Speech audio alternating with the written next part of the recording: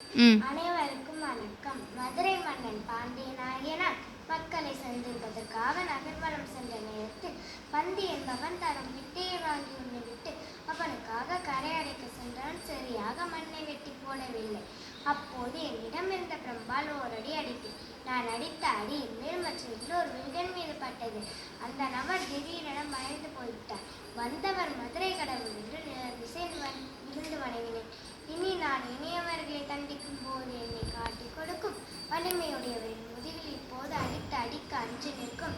நினைவே நினைத்து நடப்போம் என்று பலதாரம் வணங்கி எழுந்து அருநேர்ந்த மனமுடையவராகி அரண்மனையில் அடைத்தேன். இதனே வள்ளுவர் வலியார்முத் தன்னை நினைக்க தன் தன்னின் வெளியார் மேற் சொல்லும் இடத்தில் தன்னை விட மெந்தவர்களை துன்புறுத்த நினைக்கும் போது தன்னை விட வெய்வர் முன்னால் அஞ்சு நிற்கும்.